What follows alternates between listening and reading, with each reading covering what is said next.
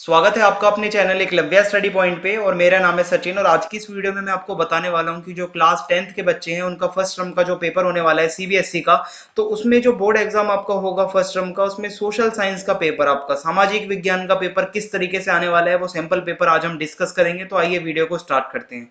Instagram पे आप मुझे फॉलो कर सकते हैं। आपकी कोई प्रॉब्लम या कोई डाउट हो तो आप आके मुझसे पूछ सकते हैं। मेरा यूजर नेम आपकी स्क्रीन पे है।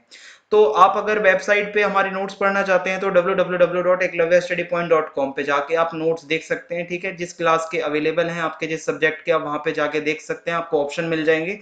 और आपको बताना चाहूंगा कि आपको डिस्क्रिप्शन में लिंक भी दे दी जाएगी। हमने एसएसटी की यानी कि आपकी सोशल साइंस की वीडियोस भी बना रखी हैं, तो आप वो भी जरूर देखें। तो सबसे पहला जो आपका पेज होता है जनरल इंस्ट्रक्शंस का होता है। आपको एक चीज बता दूं, सीबीएसई जो ये सैंपल पेपर रिलीज करती है ये सिर्फ इंग्लिश मीडियम में होता है, लेकिन हम दोनों मीडियम को पढ़ाते हैं। तो हम आपको जो है इस वीडियो को बनाने का जो मेन मोटिव है, जो उद्देश्य है, वो ये है कि आपको बताना कि पेपर कैसा आएगा, ना कि हम आपको यहाँ सॉल्यूशन देंगे। सॉल्यूशन के लिए आप इसको खुद भी कर सकते हो। आंसर की जो है आपको डिस्क्रिप्शन में उसकी पीडीएफ दे दी जाएगी, तो आपको लिंक मिल जाएगा, तो आप डिस्क्रिप्शन से जाके और वहां पे आंसर की जो है देख पाओगे। ठीक है, तो आपको कोई दिक्कत नहीं आएगी। बाकी जो हिंदी मीडियम के स्टूडेंट्स हैं उनको मैं कोशिश करूंगा कि हर तरीके से इस वीडियो में समझाऊं। तो पेपर में आपके 4 खंड होंगे, 4 सेक्शंस। जो पहला खंड होगा आपका, उसमें 24 क्वेश्चंस होंगे और उसमें से 20 करने हैं आपको। सेक्शन बी में जब आप जाओगे, ठीक है, जो आपका दूसरा खंड है, उसमें 22 क्वेश्चन होंगे, उसमें से 18 करने हैं।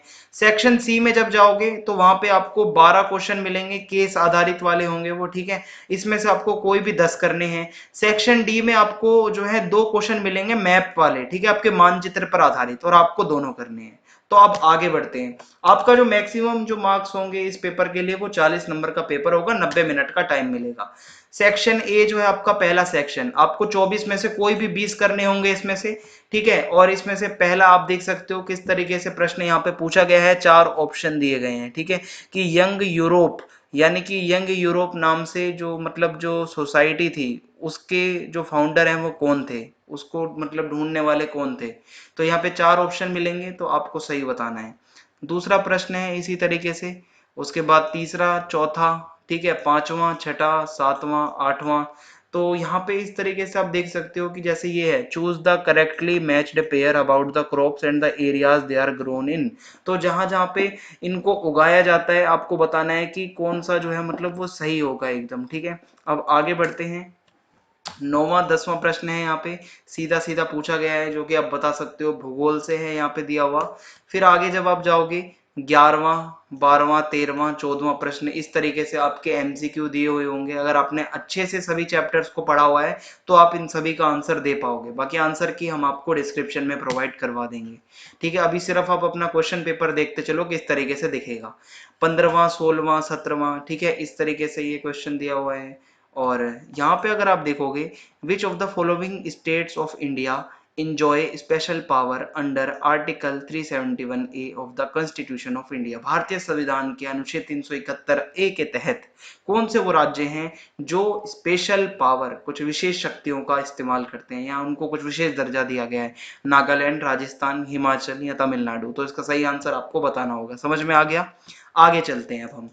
फिर है, which one of the following is an example of primary sector activity. प्राथमिक क्रिया का उदाहरण क्या है? बेकिंग, आउटसोर्सिंग, फार्मिंग या बैंकिंग। तो कह सकते हैं कृषि करना प्राथमिक क्रिया होती है। ठीक है, फार्मिंग, ऑप्शन सी सही हो जाएगा।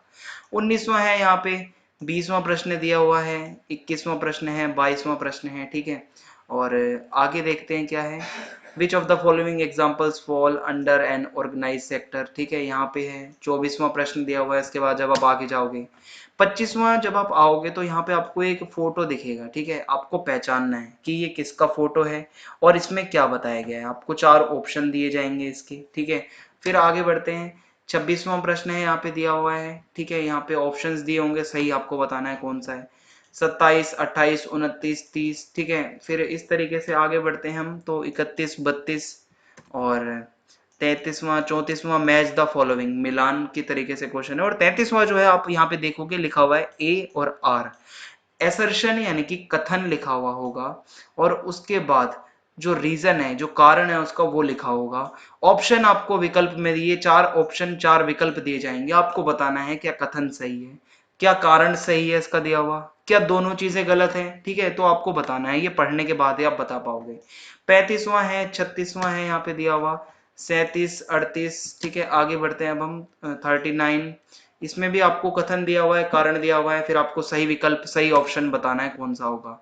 41वां है, यहाँ पे थोड़ा डाटा दिया हुआ है, इस डेटा को पढ़ने के बाद आपको अपना आंसर देना है। 42, 43, ठीक है, 44वां प्रश्न है, यहाँ पे 45वां प्रश्न है, 46वां है। सेक्शन सी में जब आप आओगे, यहाँ पे आपको 2 केस स्टडी आपको करने को मिलेंगी, सोर्स दिया हुआ होगा, ठीक है, उस सोर्स को आपको पढ़ना है। इसको पढ़ने के बाद आपसे कुछ एमसीक्यू पूछे जाएंगे, उसका जवाब देना है आपको, ठीक है। फिर आगे आप जब आओगे, फिर एक और सोर्स दिया गया होगा, फिर उसके क्वेश्चन दिए गए होंगे, फिर उसका जवाब आपको देना है, ठीक है। इस तरीके से आपका रहने वाला है। सेक्शन डी पे जब आप आओगे तो मैप पे आधारित प्रश्न होंगे यहाँ पे, ठीक है, मानचित्र आधारित। आपको पहले से ही टिक करके दे दिया जाएगा कि भाई ये ए है और भाई ये बी है, ठीक है। अब बताना ये है कि इसमें जो प्रश्न पूछा जाएगा, ठीक है, कि इसमें एक कह सकते हैं ना कि हम डैम डैम को यहाँ पे दिखाया गया है, एक तरीके से बांध को बताना है कौन सा है, ठीक है। फिर इसी तरीके से बी में यहाँ पे बताया गया है कि मेजर टी कल्टीवेटिंग स्टेट, ऐसा जहाँ पे चाय की खेती बहुत ज्यादा होती है, बी कौन सा है आपको बताना है, ये कौन सा है, ठीक है। तो इसी तरीके से ए में अगर आपने पढ़ा हुआ है कि यहाँ कौन सा बांध है, और बी में आपको पता है वो कौन सा राज्य है जो चाय में सबसे आगे रहता है, ठीक है, तो आप इसका आंसर दे दोगे। अब आगे हम बढ़ते हैं। इस तरीके से हमारा ये पूरा खत्म हो जाता है। यहाँ पे जो क्वेश्चन पेपर है इस तरीके से आने वाला है, डिस्क्रिप्शन में आंसर की दे दी जाएगी, आप उसको देख सकते हो। चैनल को सब्सक्राइब करना ना भूलें, बेल आइकन को दबा दें ताकि आने वाले वीडियोस के अपडेट्स आपको मिलते रहें। वीडियो को ज्यादा से ज्यादा शेयर कर दीजिए। जय हिंद, जय भारत, धन्यवाद।